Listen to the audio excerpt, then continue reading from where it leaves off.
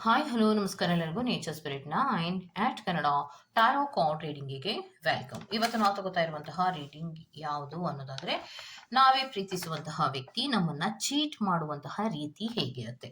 ಸಾಮಾನ್ಯವಾಗಿ ಇದು ಎಲ್ಲರೂ ಚೀಟಿಂಗ್ ಅನ್ನ ಮಾಡ್ತಾರೆ, ಪ್ರೀತಿಸುವಂತಹ ವ್ಯಕ್ತಿ ಎಲ್ಲರೂ ಚೀಟಿಂಗ್ ಮಾಡ್ತಾರೆ ಅನ್ನೋದಲ್ಲ, ಅಥವಾ ಎಲ್ಲರೂ ಮೋಸವನ್ನ ಮಾಡೋದೇ ಇಲ್ಲ ಅನ್ನೋದು ಅಲ್ಲ.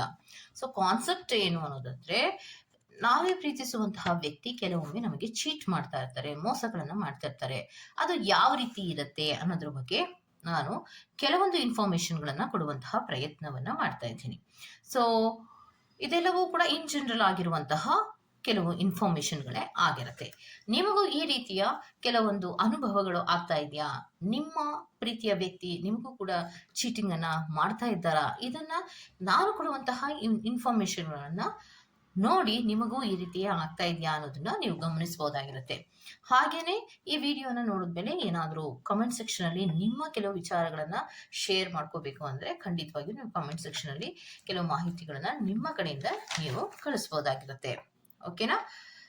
ಹಾಗಿದ್ರೆ ನಾವು ಅತಿಯಾಗಿ ಪ್ರೀತಿಸುವಂತಹ ವ್ಯಕ್ತಿ ನಮಗೆ ಚೀಟಿಂಗ್ ಅನ್ನ ಮಾಡ್ತಾ ಇದ್ದಾರಾ ಅಂದ್ರೆ ಕೆಲವೊಮ್ಮೆ ನಾವು ಅದನ್ನ ಅಕ್ಸೆಪ್ಟ್ ಮಾಡಲ್ಲ. ಯಾಕೆ ಅಂತ ಅನ್ನೋದಾದ್ರೆ, ನಾವು ಅವರನ್ನ ಪ್ರಾಣಕ್ಕಿಂತಲೂ ಹೆಚ್ಚಾಗಿ ಪ್ರೀತಿಯನ್ನ ಮಾಡ್ತಾ ಇರ್ತೀವಿ.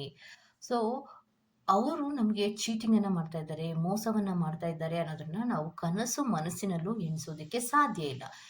ಅಷ್ಟು ನಂಬಿಕೆ ನಮಗೆ ಅವರ ಮೇಲೆ ಇದ್ದಾಗ, ಅವರು ಕೆಲವೊಮ್ಮೆ ಕೆಲವು ಸೈನ್ಗಳನ್ನ ಅಥವಾ ಸೂಚನೆಗಳನ್ನ ಅಥವಾ ನಡವಳಿಕೆಗಳಲ್ಲಿ ಕೆಲವೊಂದು ಮಾಹಿತಿಗಳನ್ನ ನಮಗೆ ಸಿಗ್ತಾ ಇದ್ರೂ ಕೂಡ ಅದನ್ನ ನಾವು ಕೆಲವೊಮ್ಮೆ ನಿರ್ಲಕ್ಷ್ಯವನ್ನ ಮಾಡಿರ್ತೀವಿ. ಪದೇ ಪದೇ ಪದೇ ಪದೇ ಅವರ ಬಿಹೇವಿಯರ್ಗಳಲ್ಲಿ ಯಾವಾಗ ಬದಲಾವಣೆಗಳಾಗುತ್ತೋ ಆಗ ಸ್ವಲ್ಪ ಸ್ವಲ್ಪ ಗಮನಿಸೋದಕ್ಕೆ ಪ್ರಯತ್ನವನ್ನ ಮಾಡ್ತೀವಿ. ಇದ್ಯಾಕೆ ಹೀಗೆ? ಇದೇನ್ ಹೀಗೆ? ಇದೇನ್ ಇಷ್ಟೊಂದು ಬದಲಾವಣೆ ಆಗಿದ್ದಾರಲ್ಲ ಅನ್ನುವಂತಹ ಪ್ರಶ್ನೆ ನಮ್ಮಲ್ಲೇ ಹಾಕೊಳ್ಳೋಕೆ ಪ್ರಯತ್ನವನ್ನ ಮಾಡ್ತೀವಿ. ಯಾವಾಗ ನಮ್ಮ ಮನಸ್ಸಿನಲ್ಲಿ ತುಂಬಾ ಬೇಜಾರಾಗೋದಕ್ಕೆ ಶುರು ಆಗುತ್ತೋ ಆಗ ಯಾಕಿಷ್ಟೊಂದು ಚೇಂಜ್ ಆಗಿದ್ದೀಯಾ ಅನ್ನೋದನ್ನ ನಿಮ್ಮ ಪ್ರೀತಿಯ ವ್ಯಕ್ತಿಯ ಬಳಿಯಲ್ಲಿಯೇ ಕೇಳುವಂತಹ ಪ್ರಯತ್ನಗಳನ್ನ ಕೂಡ ಯೂನಿವರ್ಸ್ನಲ್ಲಿ ಕೆಲವೊಬ್ರು ಮಾಡಿರ್ತಾರೆ. ಆದರೆ ನಿಮ್ಗೆ ಯಾವುದೇ ರೀತಿಯ ಕರೆಕ್ಟ್ ಆದಂತಹ ಪರ್ಟಿಕ್ಯುಲರ್ ಆದಂತಹ ರೀಸನ್ ನಿಮ್ಗೆ ಸಿಕ್ಕಿರೋದಿಲ್ಲ.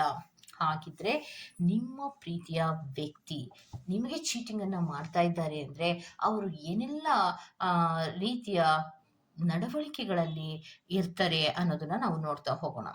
ಮೊದಲನೆಯದಾಗಿ ಅವರು ಚೀಟಿಂಗ್ ಅನ್ನ ಮಾಡ್ತಾ ಇದ್ದಾರೆ ಅನ್ನೋದು ಗೊತ್ತಾಗೋದು ಯಾವಾಗ ಅನ್ನೋದಾದ್ರೆ, ಮೊದಲ ಸೂಚನೆ ಏನು ಅನ್ನೋದಾದ್ರೆ, ಫೋನ್ ಅನ್ನ ಅವರು ಯಾವಾಗಲೂ ಕೂಡ ತಮ್ಮ ಬಳಿಯಲ್ಲಿಯೇ ಇಟ್ಕೊಳ್ಳುವಂತಹ ಪ್ರಯತ್ನವನ್ನ ಮಾಡ್ತಾರೆ. ಅಂದ್ರೆ ಏನೂ ಮುಚ್ಚುಮರೆ ಇಲ್ಲ, ಯಾವುದೇ ಸೀಕ್ರೆಟ್ಸ್ ಇಲ್ಲ ಅಂದ್ರೆ ನಾವ್ ಏನ್ ಮಾಡ್ತೀವಿ, ಫೋನನ್ನ ಆ ಒಂದು ಟೇಬಲ್ ಮೇಲೆ ಇಟ್ಟು ನಮ್ಮ ಪಾಡಿಗೆ ನಾವು ಇರ್ತೀವಿ. ಆದ್ರೆ ಏನೋ ಒಂದು ಸೀಕ್ರೆಟ್ಗಳು ಇದ್ದಾಗ, ಏನೋ ಒಂದು ವಿಚಾರಗಳು ಪ್ರೀತಿಸುವಂತಹ ವ್ಯಕ್ತಿ ನಮಗೆ ಶೇರ್ ಮಾಡ್ಕೋಬೇಕು ಅನ್ನುವಂತಹ ವಿಚಾರದಲ್ಲಿ ಅವರಿಗೆ ಮನಸ್ಸಿಲ್ಲ ಅಂದಾಗ ಅವರು ಸಡನ್ ಆಗಿ ಏನ್ ಮಾಡ್ತಾರೆ, ಫೋನನ್ನ ಯಾವಾಗಲೂ ತಮ್ಮ ಹತ್ತಿರವೇ ಇಟ್ಕೊಳ್ಳೋ ಪ್ರಯತ್ನವನ್ನ ಮಾಡ್ತಾರೆ. ಇವನ್ ಬಾತ್ರೂಮ್ಗೆ ಹೋದ್ರು ಕೂಡ ಆ ಫೋನನ್ನ ತಗೊಂಡು ಹೋಗುವಂತ ಪ್ರಯತ್ನವನ್ನ ಮಾಡ್ತಿರ್ತಾರೆ. ಮತ್ತೆ ಸಡನ್ ಆಗಿ ಅವರು ಪದೇ ಪದೇ ಫೋನಿನ ಪಾಸ್ವರ್ಡ್ ಅನ್ನ ಚೇಂಜ್ ಮಾಡ್ತಾ ಇರ್ತಾರೆ. ಫೋನನ್ನ ಮುಟ್ಬೇಡ ಅಂತ ಹೇಳೋದಿರ್ಬೋದು, ಪಾಸ್ವರ್ಡ್ ಚೇಂಜ್ ಮಾಡೋದಿರ್ಬೋದು, ಅಥವಾ ಅವ್ರ ಫೋನನ್ನ ನೋಡ್ತಾ ಇದ್ರೆ ನೀವು ಅಲ್ಲಿ ಇಲ್ಲಿ ಆಸುಪಾಸಿನಲ್ಲಿ ನೀವು ಓಡಾಡ್ತಾ ಇದ್ರೆ ಆಗ ಅವರು ಫೋನನ್ನ ಆಫ್ ಮಾಡೋದಿರ್ಬೋದು.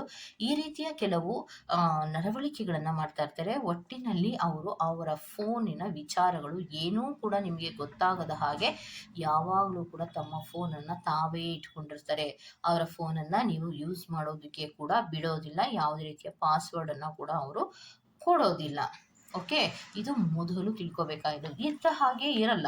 ಯಾಕಂದ್ರೆ ಸಾಮಾನ್ಯವಾಗಿ ಅವರು ನಿಮ್ಮನ್ನೇ ಪ್ರೀತಿಸ್ತಾ ಇದ್ದಾರೆ, ಅವರಲ್ಲಿ ಯಾವುದೇ ರೀತಿಯ ಸೀಕ್ರೆಟ್ಸ್ಗಳು ಇಲ್ಲ, ಮುಚ್ಚುಮರೆಗಳು ಇಲ್ಲ ಅನ್ನೋದಾದ್ರೆ ಆ ಫೋನಿನ ಡಿವೈಸ್ ಅನ್ನೇನೋ ಔಸಿಡುವಂತಹ ಅವಶ್ಯಕತೆ ಆಗಲಿ, ಪದೇ ಪದೇ ಫೋನ್ ಪಾಸ್ವರ್ಡ್ ಅನ್ನ ಚೇಂಜ್ ಮಾಡುವಂತಹ ಅವಶ್ಯಕತೆಯೇ ಬರೋದಿಲ್ಲ. ಆದ್ರೆ ಆ ವ್ಯಕ್ತಿಯಲ್ಲಿ ಯಾವಾಗ ಮುಚ್ಚುಮರೆಗಳು ಶುರು ಆಗತ್ತೆ ಅಂದ್ರೆ, ತಾನೇನೋ ತಪ್ಪು ಮಾಡ್ತಾ ಇದ್ದಾಗ, ತಾನು ಪ್ರೀತಿಸುವಂತಹ ವ್ಯಕ್ತಿಗೆ ಚೀಟಿಂಗ್ ಅನ್ನ ಮಾಡ್ತಾ ಇದ್ದಾಗ ಈ ವ್ಯಕ್ತಿ ಈ ರೀತಿಯ ನಡವಳಿಕೆಗಳನ್ನ ಮಾಡ್ತಾರೆ ಅನ್ನುವಂಥದ್ದನ್ನ ನಾವು ಗಮನಿಸಬಹುದಾಗಿರತ್ತೆ.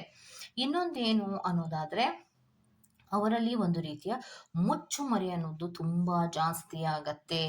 ಅಂದರೆ ಅವರ ಫೋನಿನಲ್ಲಿ ಯಾವುದು ಒಂದು ಆನ್‌ಲೈನಿನಲ್ಲಿ ಇರ್ತಾರೆ, ಒಂದು ವಾಟ್ಸಪ್ ಮೆಸೇಜ್‌ಗಳನ್ನ ಕಳಿಸ್ತಾ ಇರ್ತಾರೆ.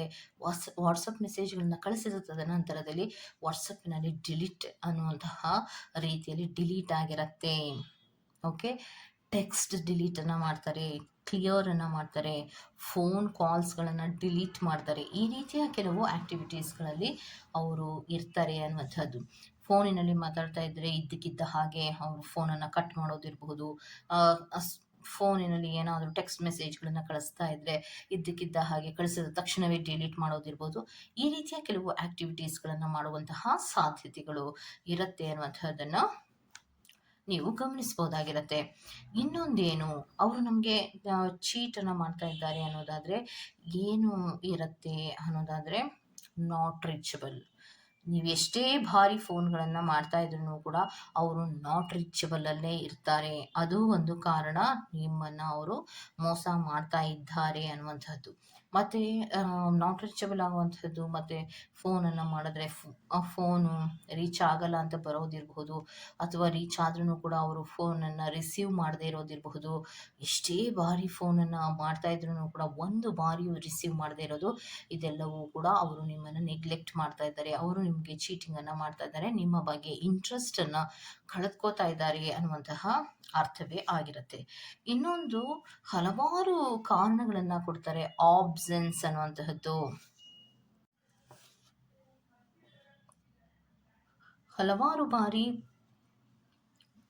ಅನ್ಎಕ್ಸ್ಪೆಕ್ಟೆಡ್ ಆಬ್ಸೆನ್ಸನ್ನು ರೆಪ್ರೆಸೆಂಟ್ ಮಾಡ್ತಾ ಇರುತ್ತೆ. ಅಂದರೆ ನೀವೇನನ್ನು ಭೇಟಿ ಆಗ್ತೀನಿ ಅಂತ ಹೇಳಿರ್ತಾರೆ, ಆ ದಿನ ಎಷ್ಟು ಟೈಮಿನವರೆಗೂ ನೀವು ಅವರನ್ನು ಕಾಯ್ತಾ ಇದ್ರೂ ಕೂಡ ಅವರು ನಿಮ್ಮನ್ನು ಭೇಟಿ ಆಗೋದಕ್ಕೆ ಬರೋದೇ ಇಲ್ಲ. ಇವತ್ತು ಸಿಗ್ತೀನಿ ಅಂತಾರೆ, ನಾಳೆ ಸಿಗ್ತೀನಿ ಅಂತಾರೆ, ನಾಳೆ ಸಿಗ್ತೀನಿ ಅಂತಾರೆ, ಅಥವಾ ಅವರು ಫೋನನ್ನು ಮಾಡ್ತೀನಿ ಅಂತ ಹೇಳಿ ಇಟ್ಟಿರ್ತಾರೆ, ಅದು ಯಾವುದನ್ನು ಕೂಡ ಮಾಡ್ತಾ ಇರೋದಿಲ್ಲ. ಆಬ್ಸೆನ್ಸನ್ನು ರೆಪ್ರೆಸೆಂಟ್ ಮಾಡುತ್ತೆ. ನಿಮ್ಮನ್ನು ಭೇಟಿ ಆಗೋದಕ್ಕೆ ಏನೋ ಒಂದು ರೀಸನನ್ನು ಹೇಳ್ತಾರೆ. ಅದು ಆ ರೀಸನ್ನು ನಿಮಗೆ ಅಕ್ಸೆಪ್ಟ್ ಮಾಡೋದಕ್ಕೆ ಆಗೋದಿಲ್ಲ. ಆ ರೀಸನ್ನು ಅವ್ರು ಹೇಳ್ತಾ ಇದ್ರೆ ನಿಮ್ಗೆ ಅದು ಸುಳ್ಳು ಅಂತ ಗೊತ್ತಿದ್ರೂ ಕೂಡ ಅವರು ಆ ಸುಳ್ಳನ್ನು ಹೇಳುವಂತಹ ಪ್ರಯತ್ನವನ್ನು ಮಾಡ್ತಾ ಇರ್ತಾರೆ.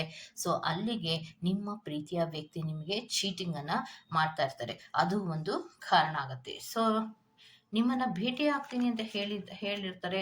ಯಾಕೆ ಭೇಟಿ ಆಗಲ್ಲ ಅಂದರೆ, ಯಾರಿಗೋ ಹುಷಾರಿರಲಿಲ್ಲ, ನಾನು ಊರಿಗೆ ಹೋಗಬೇಕಾಗಿತ್ತು, ಯಾರಿಗೋ ಆಕ್ಸಿಡೆಂಟ್ ಆಯಿತು, ಯಾರಿಗೋ ಏನೋ ಆಯಿತು, ನಮ್ಮ ಅಪ್ಪ ಕರೆದ್ರು, ಏನೋ ಒಂದು ರೀಸನನ್ನು ಹೇಳಿ ಅವ್ರು ಏನು ಮಾಡ್ತಾರೆ ಅಂದರೆ ಆಬ್ಸೆಂಟ್ ಆಗ್ತಾರೆ ಅನ್ನುವಂಥದ್ದನ್ನು ರೆಪ್ರೆಸೆಂಟ್ ಮಾಡ್ತದೆ. ಇನ್ನೊಂದು, ಫೈನಾನ್ಷಿಯಲ್ ವಿಚಾರಗಳಲ್ಲಿ ತುಂಬ ಖರ್ಚುಗಳನ್ನು ಮಾಡ್ತಾ ಇರ್ತಾರೆ. ಅದು ನಿಮಗೋಸ್ಕರವೇ ಆಗಿರೋದಿಲ್ಲ. ಸೊ ಅವರು ನಿಮಗೋಸ್ಕರ ಖರ್ಚನ್ನು ಮಾಡ್ತಾ ಇರ್ತಾರೆ ಅಂದರೆ ಅವರು ನಿಮಗೋಸ್ಕರ ಖರ್ಚನ್ನು ಮಾಡ್ತಾ ಇರೋದಿಲ್ಲ. ಆದರೆ ಫೈನಾನ್ಷಿಯಲ್ ವಿಚಾರಗಳಲ್ಲಿ ತುಂಬ ಖರ್ಚುಗಳು ಅವರಲ್ಲಿ ಇದ್ದಕ್ಕಿದ್ದ ಹಾಗೆ ಆಗ್ತಾ ಇರತ್ತೆ. ಸೊ ಅದು ಕೂಡ ಚೀಟಿಂಗಿನ ಮತ್ತೊಂದು ಸೂಚನೆಯಾಗಿರುತ್ತೆ. ನೆಕ್ಸ್ಟು, ಅವರ ರೊಟೀನ್ಗಳಲ್ಲಿ ಮತ್ತು ಅವರ ಹ್ಯಾಬಿಟ್ಸ್ಗಳಲ್ಲಿ ಬಹಳಷ್ಟು ಚೇಂಜಸ್ಗಳಾಗಿರುತ್ತೆ. ಒಂದು ಫಿಸಿಕಲ್ ಅಪಿಯರೆನ್ಸ್ ಇರ್ಬೋದು, ಅಥವಾ ಅವರು ಅಭಿರುಚಿಗಳಲ್ಲಿರಬಹುದು, ಅವರ ಇಂಟ್ರೆಸ್ಟ್ಗಳಲ್ಲಿರಬಹುದು, ಎಲ್ಲವೂ ಕೂಡ ಇದ್ದಕ್ಕಿದ್ದ ಹಾಗೆ ಚೇಂಜನ್ನು ಮಾಡ್ತಾ ಇರ್ತಾರೆ. ಸೊ ಅಲ್ಲಿಗೆ ನೀವು ಅಬ್ಸರ್ವ್ನ ಮಾಡ್ತಾ ಇದ್ರೂ ಕೂಡ ಆ ಥರ ಏನೂ ಇಲ್ಲ ಅಂತ ಹೇಳ್ತಾರೆ ಹೊರತು, ಅವರಲ್ಲಿ ಫಿಸಿಕಲ್ ಅಪಿಯರೆನ್ಸಲ್ಲಾಗಲಿ ಅಥವಾ ಅವರ ಬಿಹೇವಿಯರಲ್ಲಾಗಲಿ, ಅವರ ಇಂಟ್ರೆಸ್ಟಲ್ಲಾಗಲಿ, ಅವರ ಅಭಿರುಚಿಗಳಲ್ಲಾಗಲಿ, ಮತ್ತು ಅವರ ಸಂಪೂರ್ಣ ರೊಟೀನಲ್ಲಾಗಲಿ ಬಹಳಷ್ಟು ಬದಲಾವಣೆಗಳನ್ನು ಮಾಡಿಕೊಂಡಿರ್ತಾರೆ. ಮತ್ತು ಆ ವ್ಯಕ್ತಿ ನಿಮಗೆ ಮೋಸವನ್ನು ಮಾಡ್ತಿದ್ದಾರೆ ಅನ್ನೋದು ಹೇಗೆ ಗೊತ್ತಾಗುತ್ತೆ ಅನ್ನೋದಾದರೆ, ಆ ವ್ಯಕ್ತಿ ಎಮೋಷನಲ್ ಕನೆಕ್ಷನ್ಗಳನ್ನು ಇಟ್ಕೊಂಡಿರಲ್ಲ, ಬಾಂಡೇಜ್ಗಳನ್ನು ಇಟ್ಕೊಂಡಿರಲ್ಲ. ನೀವೆಷ್ಟೇ ಕಷ್ಟದಲ್ಲಿರಲಿ, ನೀವೇನೇ ಅಳ್ತಾ ಇರಲಿ, ನೀವೆಷ್ಟೇ ಬೇಜಾರು ಮಾಡ್ಕೊಂಡಿರಲಿ, ಅದಕ್ಕೆ ಯಾವುದೇ ರೀತಿಯ ಸಮಾಧಾನವನ್ನು ಕೂಡ ಅವರು ಮಾಡೋದಿಲ್ಲ. ಅಥವಾ ಅವರೇ ನಿಮಗೆ ಬೇಜಾರನ್ನು ಮಾಡಿದರೆ ಅಟ್ಲೀಸ್ಟ್ ಒಂದು ಸಾರಿಯನ್ನು ಕೂಡ ಕೇಳೋದಿಲ್ಲ. ಸೊ ನಾನೇ ಮಾಡಿದ್ದೇ ಸರಿ ಅನ್ನುವಂತಹ ರೀತಿಯಲ್ಲಿ ವರ್ತಿಸ್ತಾ ಇರ್ತಾರೆ. ಅದು ಕೂಡ ನಾವೇ ಪ್ರೀತಿಸುವಂತಹ ವ್ಯಕ್ತಿ ನಮಗೆ ಚೀಟ್ ಮಾಡ್ತಾ ಇರುವಂತಹ ಒಂದು ಸೂಚನೆ ಆಗಿರುತ್ತೆ. ಮತ್ತಿನ್ನೊಂದೇನು ಅನ್ನೋದಾದರೆ, ನೀವು ಯಾವುದೇ ಒಂದು ಸಿಂಪಲ್ ಕ್ವಶನ್ ಅನ್ನ ಕೇಳಿದ್ರು ಕೂಡ, ಅಥವಾ ಸಿಂಪಲ್ ಆಗಿ ಒಂದು ಮಾಹಿತಿಯನ್ನ ಕೇಳಿದ್ರು ಕೂಡ ಓವರ್ ಬಿಹೇವಿಯರ್ ಅನ್ನ ಮಾಡ್ತಾ ಇರ್ತಾರೆ. ಅಂದ್ರೆ ಓವರ್ ಟಾಕಿಂಗ್ ಅನ್ನ ಮಾಡ್ತಾ ಇರ್ತಾರೆ. ಏನು ನಿನ್ಗೇನು ನಂಬಿಕೆ ಇಲ್ವಾ, ನೀನೇನು ಇಷ್ಟು ಪ್ರಶ್ನೆಗಳನ್ನ ಕೇಳೋದು, ನೀನ್ ಯಾಕೆ ನಾನು ಪ್ರಶ್ನೆಗಳನ್ನ ಕೇಳೋದು. ಅದು ಸಿಂಪಲ್ ಆಗಿರತ್ತೆ. ಸಿಂಪಲ್ ಕ್ವಶನ್ಗಳಿಗೂ ಕೂಡ ಒಂದು ಅಕ್ಯುರೇಟ್ ಆದಂತಹ ಆನ್ಸರ್ಗಳನ್ನ ಕೊಡದೆ ಅದನ್ನೇ ದೊಡ್ಡದು ಮಾಡಿ ಮತ್ತಷ್ಟು ದಿನ ಮುನ್ಸ್ಕೊಳ್ಳುವಂತಹ ಪ್ರಯತ್ನಗಳನ್ನ ಮಾಡ್ತಾರೆ. ಮೇಲಿಂದ ಮೇಲೆ ನಿಮ್ಮ ಹತ್ರ ಕಮ್ಯುನಿಕೇಶನ್ ಗ್ಯಾಪ್ಗಳನ್ನ ತಗೊಂಡಿರ್ತಾರೆ, ಒಂದು ಬಾಂಡೇಜಿನ ಗ್ಯಾಪ್ಗಳನ್ನ ತಗೊಂಡಿರ್ತಾರೆ, ಒಂದು ಫೀಲಿಂಗಿನ ಶೇರಿಂಗ್ಗಳ ವಿಚಾರಕ್ಕೆ ಸಂಬಂಧಿಸಿದಂತೆ ಅವರು ಗ್ಯಾಪ್ಗಳನ್ನ ತಗೋತಾ ಹೋಗ್ತಾರೆ. ಆಗ ಅಲ್ಲಿಗೆ ಗೊತ್ತಾಗತ್ತೆ ನಿಮ್ಮ ಪರ್ಸನ್ ಅಂದ್ರೆ ನೀವೇ ಪ್ರೀತಿಸುವಂತಹ ವ್ಯಕ್ತಿ ನಿಮಗೆ ಹಲವಾರು ವಿಚಾರಗಳಲ್ಲಿ ಚೀಟಿಂಗ್ ಅನ್ನ ಮಾಡ್ತಾ ಇದ್ದಾರೆ ಅಂತ.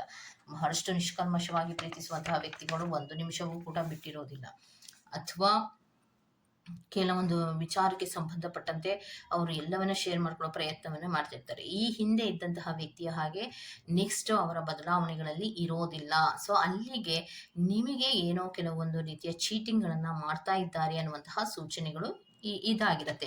ನಿಮಗೂ ಕೂಡ ಈ ತರಹದ ಸೂಚನೆಗಳು ಬರ್ತಾ ಇದೆಯಾ, ಅದನ್ನ ನೀವು ಗಮನಿಸ್ಕೊಳ್ಳಿ, ಅದರ ಬಗ್ಗೆ ಕ್ಲಾರಿಟಿಯನ್ನು ತಗೊಳ್ಳುವಂತಹ ಪ್ರಯತ್ನಗಳನ್ನ ಮಾಡ್ಕೊಳ್ಳಿ ಅಂತ ಹೇಳ್ತಾ ನಾನು ಈ ವಿಡಿಯೋನ ಮುಗಿಸ್ತಿದ್ದೀನಿ.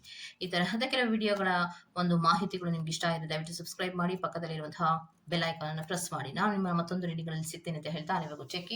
ಬಾಯ್.